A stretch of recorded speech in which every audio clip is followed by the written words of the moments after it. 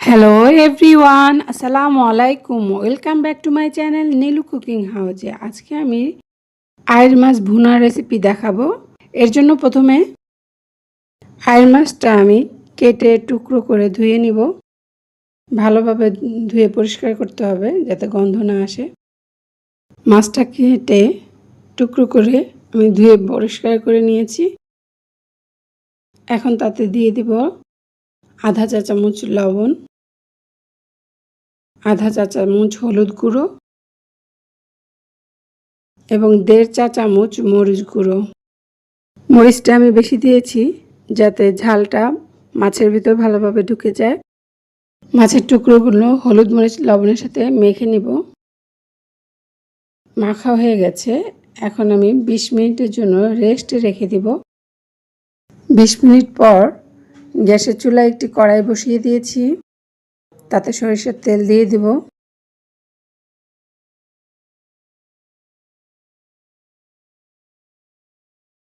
আমি সরিষার তেলটা পুরো কড়াইতে ভালোভাবে লাগিয়ে নিয়েছি। তেলটা আমার গরম হয়ে গেছে। প্রথমে আমি মাথাটা দিব।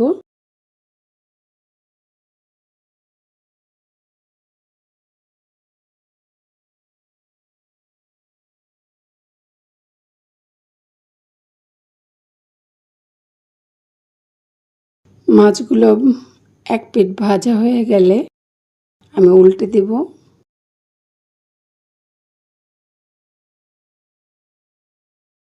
ভাজা হয়ে গেছে। একটি মাছও লাগেনি কড়াইতে।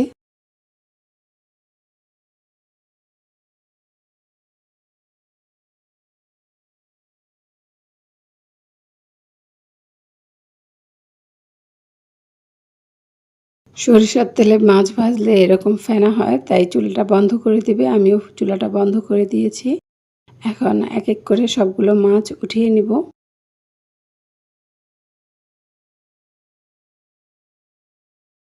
ভিডিও বড় হয়ে যাবে, তাই সব দেখাবো না কিভাবে সবগুলো মাছ উঠিয়েছি।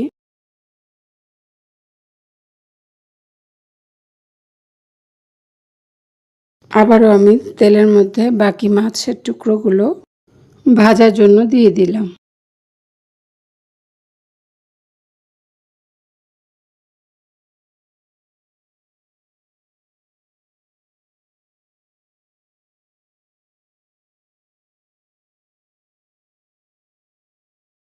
মাছের এক পিঠ হয়ে গেছে, আমি উল্টে দিচ্ছি।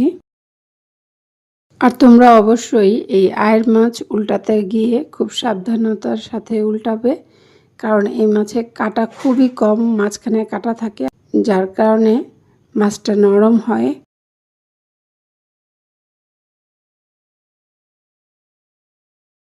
বেশি নাড়াচাড়া পড়লে ভেঙে যাওয়ার সম্ভাবনা থাকে। মাছগুলো আমার ভাজা হয়ে গেছে।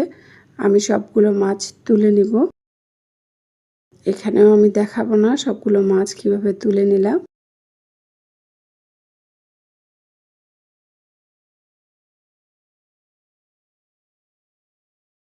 এখন এই তেলের মধ্যে 4টা বড় পেঁয়াজ কুচি করে নিয়েছি, দেশি পেঁয়াজ, তা দিয়ে দিলাম।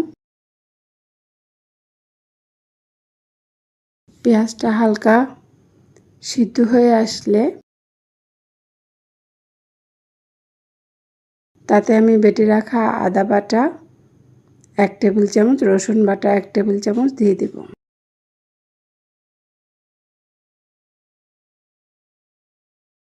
পেঁয়াজ বাটা 2টি বড় পেঁয়াজ বেটে নিয়েছি, তা দিয়ে দিলাম। এবার আদা রসুন পেঁয়াজটা ভালো করে একটু কষিয়ে নিব।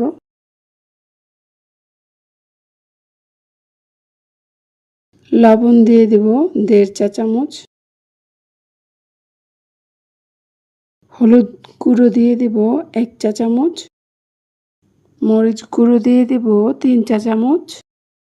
ঝালের পরিমাণটা বাড়িয়ে দিলে মাছের স্বাদটা বেড়ে যায়, তাই চেষ্টা করবে ঝাল ঝাল রান্না করার জন্য। জিরা গুঁড়ো দিয়ে দিলাম 1/2 চা চামচ এবং ধনিয়া গুঁড়ো দিয়ে দিলাম 1/2 চা চামচ। সামান্য পানি দিয়ে আমি মশলাটা কষিয়ে নিব।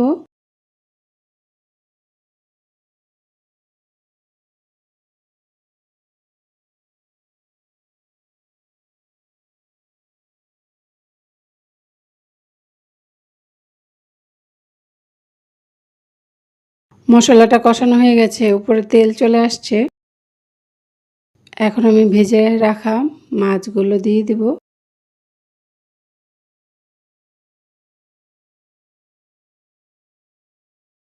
খুব সাবধানতার সাথে মাছগুলো নিয়ে নিতে হবে। এই দেখো একটা মাছ নাড়তে গিয়ে ভেঙে গেল, যদিও ভাজা মাছ।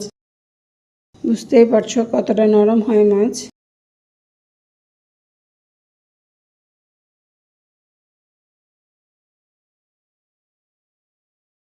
আলতো আলতো করে নেড়ে নিতে হবে।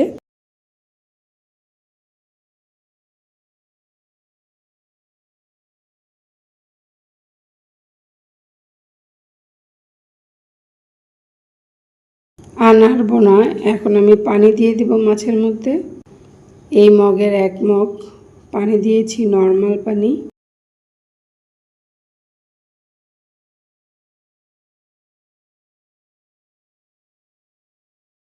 হালকা নেড়ে চেড়ে আমি ঢাকনা দিয়ে ঢেকে দিব।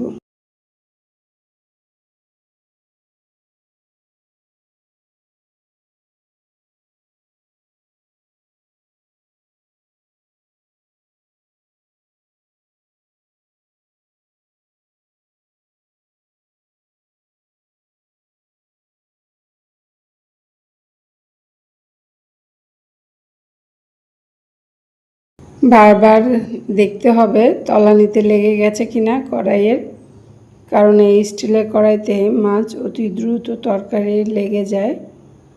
তাই বেশি হিটে রান্না করা যায় না, লো থেকে মিডিয়াম হিটে রান্না করবেন এই স্টিলের কড়াইগুলোতে।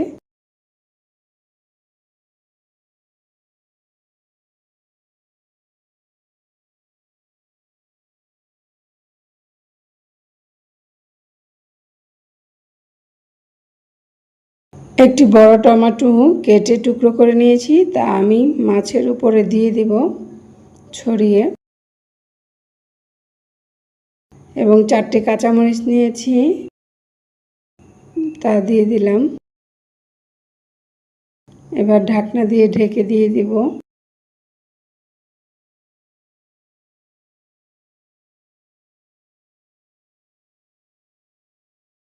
ঢাকনাটা তুলে আমি একটু নেড়ে চেড়ে দিব। টমেটোগুলো ভালোভাবে আমি মাছের ঝোলের মধ্যে ডুবিয়ে দিলাম। আরও 2 মিনিট আমি একটু লো হিটে রান্না করে নেব। রান্নাটা আমার হয়ে গেছে, চুলাটি আমি বন্ধ করে দিয়েছি।